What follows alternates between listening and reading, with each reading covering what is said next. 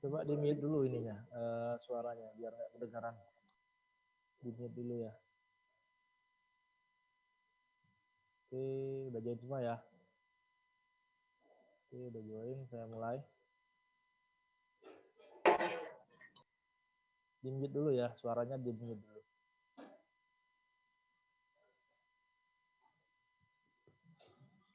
Oke, saya mulai ya. Assalamualaikum warahmatullahi wabarakatuh. Hari ini kita lanjut minggu ketiga, pertemuan ketiga, kita akan membahas tentang konsep sebuah kelas dan objek. Jadi kelas itu apa sih? Objek itu apa sih? Nanti kita pelajari. Nah, ini definisi kelas dan objek. Jadi kelas merupakan kumpulan dari objek yang sejenis. Contohnya apa? Contohnya misalkan saya punya kelas mobil. Nah, objeknya apa aja? Misalkan ada mobil Fortuner, ada mobil Toyota, ada mobil Avanza, misalkan objek-objek ya. Nah, objek-objek yang sejenis inilah yang dinamakan kelas. Kumpulan dari objek-objek yang sejenis inilah yang dinamakan kelas. Misalkan objek mahasiswa RPL, misalnya kelas mahasiswa prodi RPL, misalkan objeknya apa aja ya, berarti kan di situ ada NPM-nya, ada namanya, terus ada prodinya, di mana kumpulan-kumpulan mahasiswa ini terdiri dari orang-orang kan, bukan hewan, bukan bukan mobil gitu. Jadi kumpulan objek-objek yang sejenis itulah yang disebut dengan kelas. Kemudian objek. Nah, objek merupakan benda baik secara fisik atau konseptual. Contohnya apa? Ya objek itu misalkan kayak yang bisa kita lihat nih. Meja, kursi, terus motor misalkan. Itu sebuah objek. Nah, itu terlihat secara fisik. Ada yang objek yang tidak terlihat secara fisik tapi konseptual. Misalkan objeknya berupa ide misalkan atau berupa konsep apalah misalkan perancangan atau apa. Nah, itu sesuatu yang tidak bisa dilihat. Nah, itulah yang dinamakan objek. Nah, objek sendiri dia harus mempunyai ciri-ciri. Contoh, kelas kelas nama kelasnya mahasiswa prodi TRPL nih. Nah, objeknya apa aja? Misalkan ada yang namanya Zuri, objeknya Zuri nih. Nah, tentunya Zuri ini punya karakteristik masing-masing. Misalkan dia punya kacamata, tingginya misalkan 150 cm misalkan, beratnya misalkan 60 kilo misalkan. Nah, tentunya objek yang satu dengan yang lain bisa aja berbeda. Misalkan kayak si siapa Agus misalkan. Nah, Agus mungkin tingginya misalkan berapa, terus wanita misalkan. Terus apa lagi ya, wanita. Terus ikut English Club misalkan. Nah, itulah yang dinamakan objek. Jadi punya ciri khas tertentu. Nah, kumpulan-kumpulan orang yang seprodi RPL, nah itulah yang dinamakan kelas. Nah, untuk ciri-ciri khas itulah yang disebut dengan atribut. Jadi variabel-variabel yang menyatakan karakteristik suatu objek itulah yang dinamakan atribut. Misalkan kayak embun nih. Atribut embun ini apa aja nih? Misalkan objeknya embun nih. Atributnya misalkan dia punya jilbab, pakai jilbab misalkan. Terus dia pakai jam tangan misalkan. Ciri-cirinya apa misalkan dan lain-lain. Kemudian ada yang namanya metode. Metode adalah fungsi yang bertugas untuk memanipulasi nilai pada data member. Nah, ilustrasinya kayak mobil lah ya. Mobil, saya punya kelas yang namanya mobil. Objeknya apa? Objeknya ya banyak kan. Ada mobil Toyota, ada mobil Mitsubishi, ada mobil apa lagi, Daihatsu dan sebagainya. Itu objek. Nah, kelasnya kelas mobil nih. Nah, atributnya apa? Ya, atributnya si mobil ini yang pertama dia punya ban, misalkan. Bannya jumlahnya ada 4, misalkan. Kemudian dia punya setir, kemudian dia punya rem, kemudian dia punya penjal gas, misalkan punya wiper dan lain-lain. Nah, itu yang dinamakan atribut. Nah, metode sebuah mobil ini apa? Misalkan si mobil ini bisa maju, bisa mundur, bisa belok kiri, bisa belok kanan, bisa menyalakan lampu, misalkan. Nah, itulah yang dinamakan metode. Nah, ilustrasinya seperti ini ya, mobil gitu ya. Sebuah mobil, atributnya apa aja mobil? Ya, yang pertama dia punya ada ban, kemudian punya setir, punya pedal rem, punya warna, punya tahun produksi, dan lain-lain ya. Ini cuma saya potong ya. Misalkan yang dipunyanya cuma ban, setir, pedal rem, pedal gas, warna atau produksi. Kalau ada yang lainnya silakan. Atribut sebuah mobil. Tentunya atribut mobil dengan motor tentunya beda. Walaupun dia punya sama-sama ban, jumlahnya beda kan. Kemudian behavior. Nah, behavior ini bisa dikaitkan dengan metode. Nah, mobil ini bisa apa aja? Bisa kita hidupkan, bisa kita jalankan, bisa kita mundurkan, bisa kita belok kiri, bisa belok kanan misalkan. Atribut inilah yang disebut dengan variabel member. Behavior ini adalah metode sebuah fungsi. Nah, ini contoh juga nih. Ini objek nih, yang kiri sama kanan nih objek. Cuman kalau yang kanan ini sama-sama dengan kelas mobil nih, walaupun bentuknya kayak pisang. Kenapa dia bisa masuk kelas mobil? Ya dia punya ban. Kemudian dia bisa jalan, bisa mundur, bisa belok kiri, bisa belok kanan, misalkan. Walaupun bentuknya kayak pisang. Nah, ini mobil nih, kelas mobil termasuk kelas mobil. Objek-objek yang sebelah kanan ini. Nah, yang sebelah kiri ini objek juga, namun dia tidak termasuk kelas mobil. Ya kenapa? Yang pertama dia gunakan tenaga kuda, bukan tenaga mesin. Kemudian ya dia tidak bisa belok kecuali si kudanya yang belok kan, yang kendalinya kan nggak punya setir ya, ibaratnya setir ya. Kemudian dia nggak punya lampu nih. Nah, kalau mobil kan ada lampu nih. Nah, ini yang sebelah kiri ini tidak bisa dikatakan dengan kelas mobil, nggak bisa. Nah, mungkin ini bisa dikaitkan dengan kelas delman misalkan, atau kelas yang sejenisnya gitu. Misalkan, nah itu. Nah, yang kanan ini bisa kita kaitkan ke kelas mobil walaupun bentuknya kayak pisang. Oke, lanjut. Nah, contohnya seperti ini ya, saya punya kelas mobil. Nah, kelas mobil ini generalnya apa? Dia harus punya nomor plat, kemudian warnanya, kemudian manufaktur, dia punya kecepatan, dan lain-lain. Nah, ini contoh ya. Jadi sebuah mobil itu dia punya platnya, punya warna, punya manufakturnya, punya kecepatannya. Nah, objeknya ya tergantung. Misalkan objeknya A nih, mobil A, nomor platnya ABC111, warnanya warna biru, misalkan. Manufakturnya Mitsubishi, misalkan. Terus kecepatannya 50 km per jam, misalkan. Objek yang kedua, plat numbernya XYZ123 nih, warnanya warna merah, misalkan. Nah, manufakturnya misalkan Toyota, misalkan. Kemudian kecepatannya 100 km. Nah, objek mobil A sama objek mobil B itu termasuk dalam kelas mobil. Ya, kenapa? Karena dia punya karakteristik yang sama nih. Dia sama-sama punya plat number, sama-sama punya warna, sama-sama punya manufaktur, sama-sama punya kecepatan. Dan kemudian dia mempunyai metode yang sama. Metode mobil ini dia bisa akselerasi, bisa belok, bisa ngerem, dan sebagainya. Good. Nah, perbedaan kelas dan objek. Nah, analoginya sama kayak cetakan kue lah kelas itu. Jadi saya punya cetakan kue, namun kue yang mau saya buat itu ya tergantung objek yang saya buat, ya tergantung dari yang pembuat kuenya kan. Bisa aja kuenya misalkan warnanya warna coklat, yang satunya warna kuning misalkan. Atau yang satunya saya kasih apa ya, kasih misis misalkan, yang satunya enggak misalkan. Namun dia bentuknya sama, cetakan kue, cetaknya sama. Namun dalam-dalamnya beda-beda. Misalkan yang ini cetaknya, misalkan cetakannya kayak cetakan ikan misalkan, cetakan ikan, tapi dalamnya beda. Yang satu misalkan isinya keju, yang satu objeknya isinya coklat misalkan. Itulah yang dinamakan kelas. Nah, warna kue bisa bermacam-macam meskipun berasal dari cetakan yang sama. Objeknya berbeda-beda kan, walaupun dia mempunyai karakteristik yang sama, yang bentuknya sama, cuman warnanya beda, rasanya beda misalnya.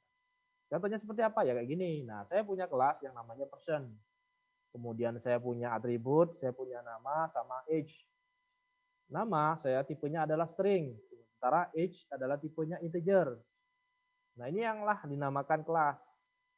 Nah, yang sebelah kanan inilah yang dinamakan objek. Saya punya objek orang pertama, punya objek orang kedua. Nah, objek orang pertama namanya adalah Joe Smith.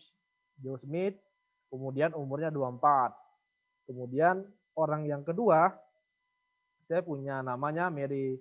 Mary, kemudian umurnya 52. Nah, ini objek satu sama objek dua, yaitu sama-sama termasuk kelas person. Yang punya nama sama umur. Tuh. Jadi ini kelas, nah ini objek-objeknya. Objek yang dengan nilai. Kalau ini kelas dengan atribut. Contohnya lagi, misalkan apa? Misalkan mahasiswa nih. Nah, mahasiswa, saya punya kelas mahasiswa nih, misalkan. Atributnya apa aja? Misalkan punya NPM, tipenya integer, nama string, apa lagi ya? NPM prodi misalkan, string misalkan. Terus apa lagi? Alamat string misalkan. Kelasnya mahasiswa nih. Nah, objeknya siapa aja? Ya objeknya misalkan Bun, Agus misalkan. Siapa lagi ya? Wahyu. Nah, tentunya beda-beda kan namanya misalkan Bun, umurnya mungkin berapa? 19 misalkan. Nah, tentu beda antara objek orang satu bisa sama, bisa beda kan. Yang samanya misalkan sama-sama umurnya 19 nih antara orang satu sama orang kedua, objek satu sama kedua. Cuman namanya kan masih beda. Nah, inilah yang dinamakan objek. Kemudian, oh ini yang kayak tadi ya. Jadi kelas seperti cetakan kue di mana kue yang dihasilkan dari cetakan kue itu adalah sebuah objek. Jadi kelas itu ada yang contoh ya kayak cetakan kue tadi ya. Kemudian hasil dari cetakan kue tersebut adalah dinamakan objek. Contohnya seperti ini ya. Saya punya kelas sepeda. Nah, sepeda ini kira-kira variabelnya apa aja nih, atributnya apa aja nih. Misalkan dia punya kecepatan, punya gear, punya apa lagi misalkan. Nah, metodenya apa? Metodnya dia bisa menampilkan kecepatannya berapa sih, dia bisa mengubah gearnya berapa sih. Nah, ini contohnya kelas sepeda. Nah, misalkan sepedaku, misalkan objeknya adalah sepedaku. Nah, gear yang punya sepeda saya itu gearnya 3, kecepatannya 10 km per jam. Nah, tentu beda misalkan objek sepeda temanku misalkan. Sepeda temanku bisa aja gearnya bukan 3 misalkan, 5 misalkan. Itu tergantung kan, tergantung objek masing-masing kan. Kecepatannya misalkan 5 km per jam misalkan. Nah, metodenya juga tergantung dari apa yang ditampilkan. Kalau ini berarti menampilkan kecepatan, kalau ini berarti menampilkan perubahan gear. Misalkan yang awalnya 2, ketika ada 3 dia bertambah jadi 5 gitu. Dan seterusnya. Nah, atribut adalah variabel yang mengitari kelas dengan nilai data yang ditentukan oleh objek. Jadi sebuah variabel yang kita set datanya ada nilainya, itulah yang disebut dengan objek. Kemudian variabel digunakan untuk menyimpan nilai yang nantinya akan digunakan pada program.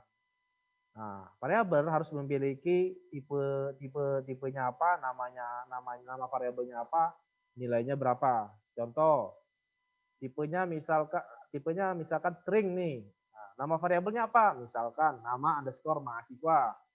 Nilainya apa? Nah, sama dengan nilainya misalkan Zuri misalkan. Atau variabel yang kedua, misalkan tipenya apa? Tipenya integer. Nama variabelnya apa? Nama variabelnya misalkan nilai. Nah, kemudian nilai dari variabel tersebut berapa? Misalkan 100. Nah, misalkan seperti ini ya.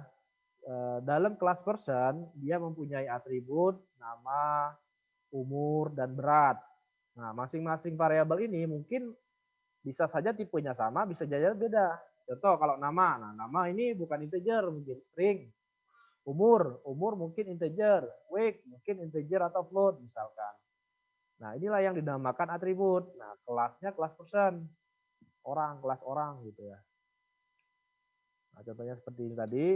Kemudian untuk menggambarkan kelas diagram, nanti kita pelajari bagaimana sih membuat kelas diagram.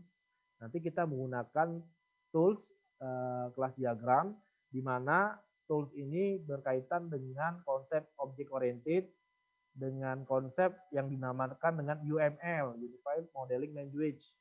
Saya kurang tahu sih kalian udah belajar belum ya di APK mungkin. Udah belajar belum analisis perancangan sistem informasi atau apa gitu, saya lupa. Udah belajar belum UML?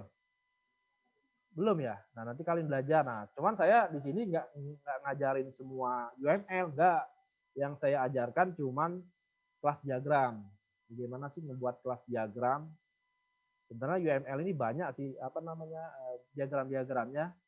Ada use case, ada activity diagram, ada sequence diagram, ada sequence collaboration kalau nggak salah, saya lupa. Nah, salah satunya kelas diagram. Nah, kelas diagram ini nggak yang akan saya ajarkan di sini. Yang kelas-kelas diagram-diagram yang lain nggak saya ajarkan. Nah, bagaimana ngebuat sebuah kelas diagram di mana paradigmanya adalah object oriented. Nah, contohnya seperti ini. Diagram kelas diagram ya. Saya punya kelas, nama kelasnya apa, kemudian atribut isinya apa, metodenya seperti apa. Kemudian kita nanti akan belajar bagaimana relasi ya, keterhubungan antara kelas yang satu dengan yang lain. Nanti kita pelajari.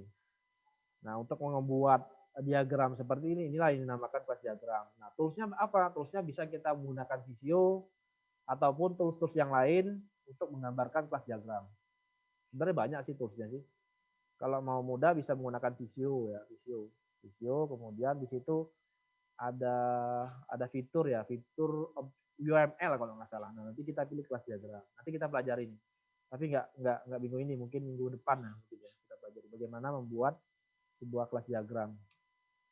Nah, contohnya seperti ini ya, kelas diagram ya. Yang atasnya yaitu nama kelasnya apa sih? Nama kelasnya.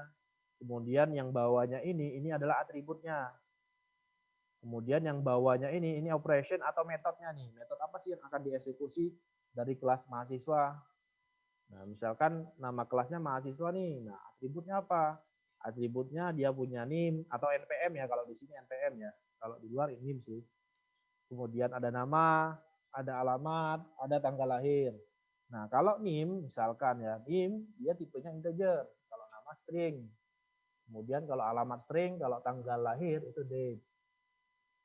Kemudian metodenya apa sih? Metodenya dia bisa tambah mahasiswa, artinya ketika ada mahasiswa baru dia bisa menambahkan.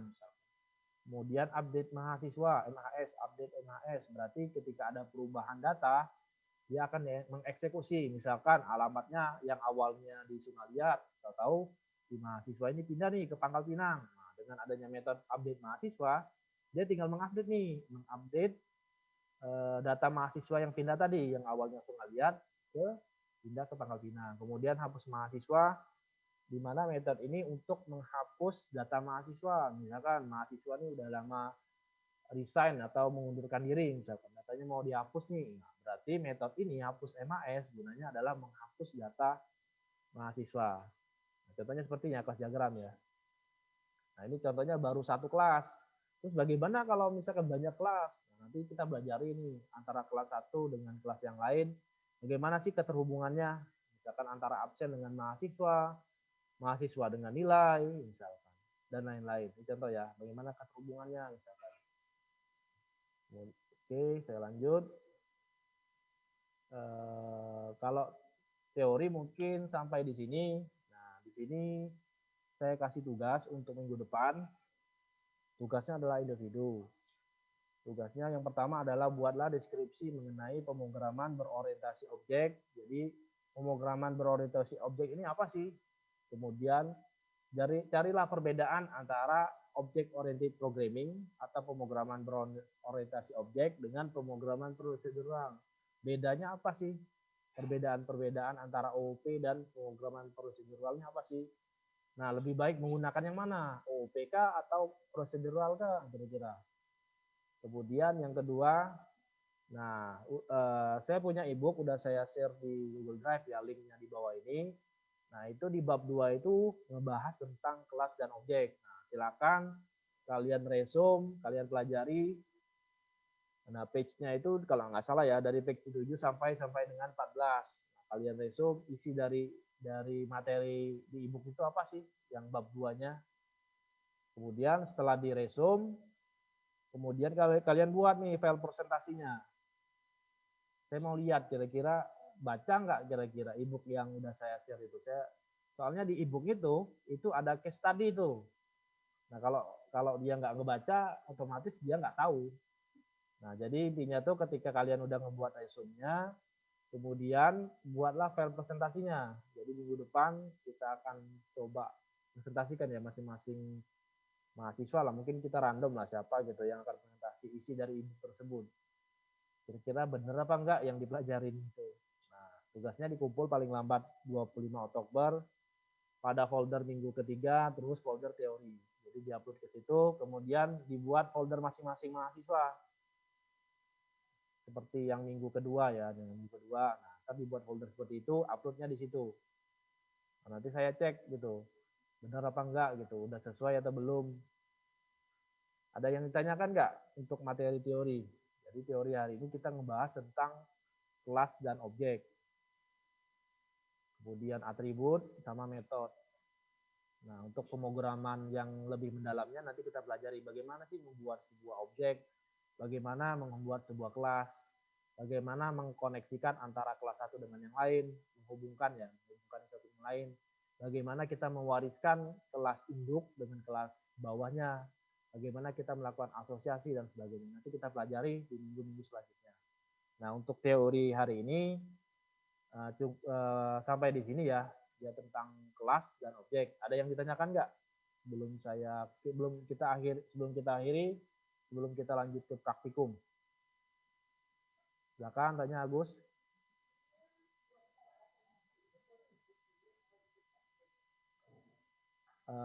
PPT-nya aja. PPT-nya aja.